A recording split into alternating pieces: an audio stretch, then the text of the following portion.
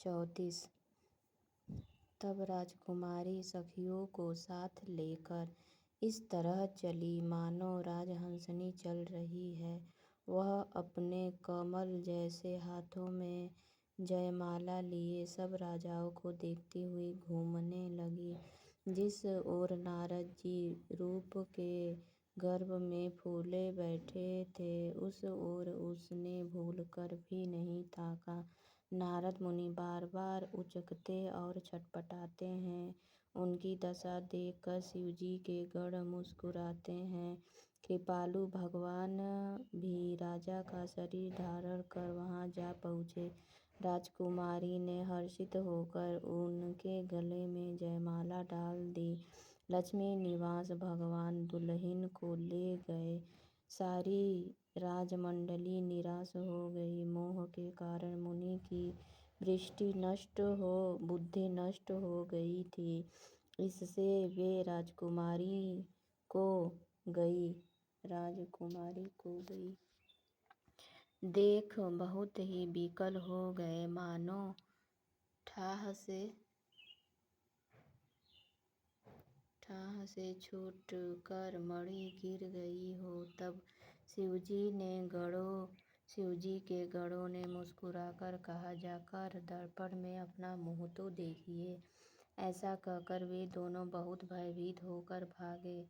मुनि ने जल में झांककर अपना मुंह देखा। अपना रूप देखकर उनका क्रोध बहुत बढ़ गया। उन्होंने शिवजी के उन गणों को अत्यंत कठोर शाप दिया। दोहा नंबर 135।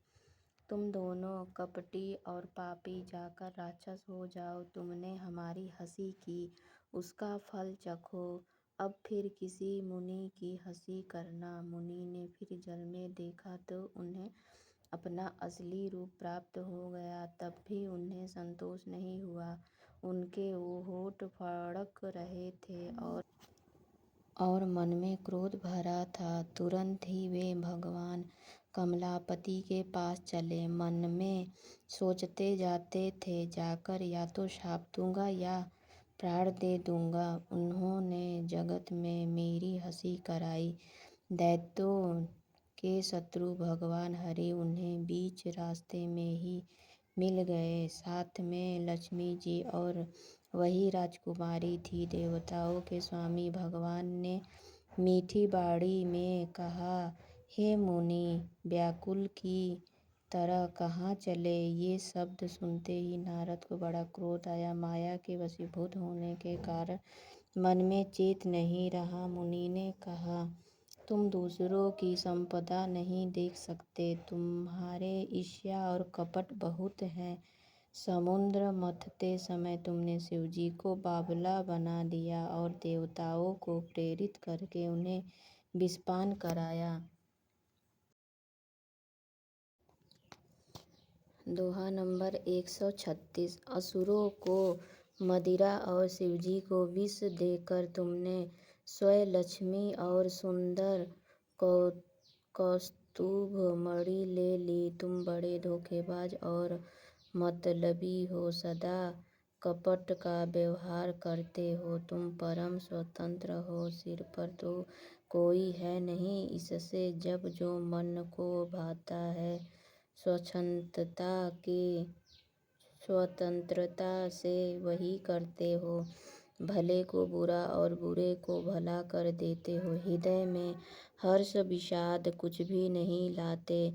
सबको ठग ठग कर परख गए हो और अत्यंत निडर हो गए हो। इसी से ठगने के काम में मन में सदा उत्साह रहता है।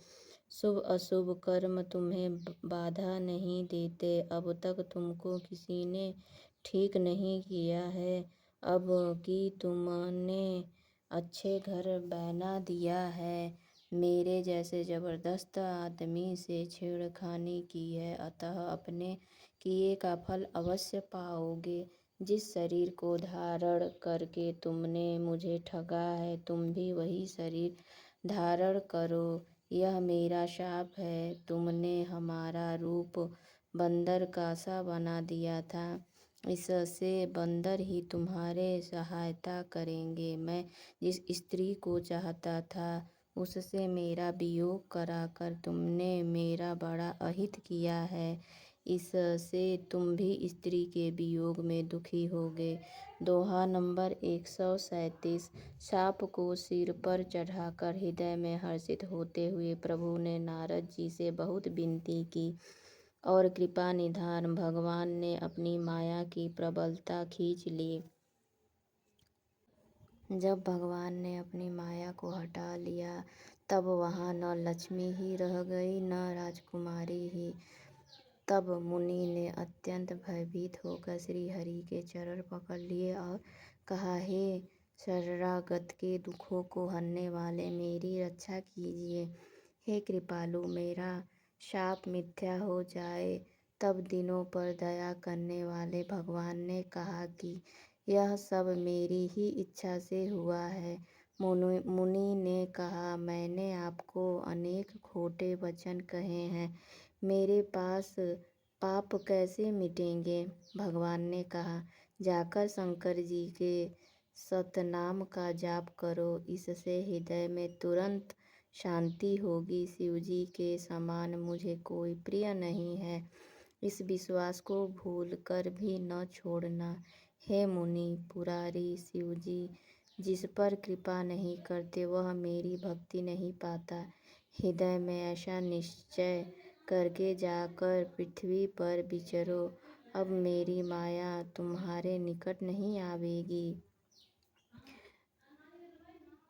दोहा नंबर 137। बहुत प्रकार से मुनि को समझा बुझाकर ढाढ़स देकर तब प्रभु अंतर्धान हो गए और नारद जी श्री रामचंद्र जी के गुणों का गान करते हुए सत्यलोक ब्रह्मलोक को चले। शिव जी के गणों ने जब मुनि को मोहर रहित और मन में बहुत प्रसन्न होकर मार्ग में जाते हुए देखा तब वे अत्यंत भयभीत होकर नारद जी के पास आए और उनके चरण पकड़कर दीन वचन बोले, हे मुनिराज, हम ब्रह्मांड नहीं हैं, शिव जी के गण हैं।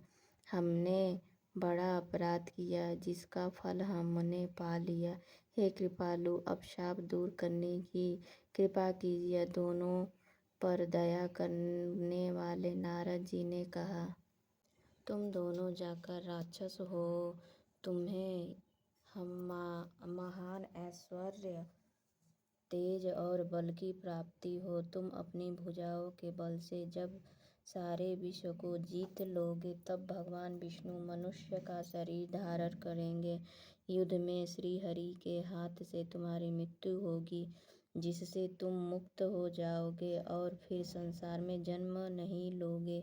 वे दोनों मुनि के चरणों में सिर नवाकर चले और समय पाकर राक्षस हुए। दोहा नंबर 39। देवताओं को प्रसन्न करने वाले, सज्जनों को सुख देने वाले और पृथ्वी का भार हरण करने वाले भगवान ने एक कल्प में इसी कारण मनुष्य का अवतार लिया था। इस प्रकार भगवान ने अनेकों सुंदर, सुखदायक और अलौकिक जन्म और कर्म है।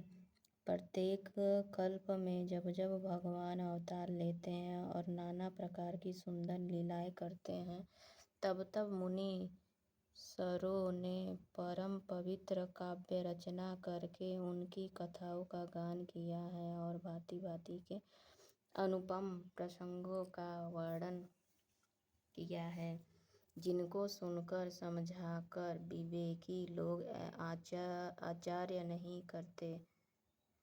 श्री हरि अनंत है, उनका कोई पार नहीं पा सकता और उनकी कथा भी अनंत है। सब संत लोग उसे बहुत प्रकार से कहते सुनते हैं। श्री रामचंद्र जी के सुंदर चरित्र करोड़ कल्पों में भी गाए नहीं जा सकते। शिव जी कहते हैं कि हे पार्वती, मैंने यह बतलाने के लिए इस प्रसंग को कहा कि ज्ञानी मुनि भी भगवान की माया से मोहित हो जाते हैं। प्रभु कौतुकी लीलामय है और शरणागत का हित करने वाले हैं। वे ऐसा करने में बहुत सुलभ और सब दुखों के हरने वाले हैं। आज का वीडियो बस यहीं तक। कल और वीडियो लेकर आऊँगी, आगे का भाग आप लोग को सुनाऊँगी दोस्तों। तो जिसने मेरे चैनल को लाइक सब्सक्राइब नहीं किया है तो प्लीज़ दोस्तों लाइक सब्सक्राइब शेयर करें और बेल आइकन को भी ज़रूर प्रेस कर दीजिएगा, जिससे कि मेरी कोई भी वीडियो आए वो सबसे पहले आप लोगों के पास पहुँचे। तो धन्यवाद दोस्तों मेरी पूरी वीडियो देखने के लिए।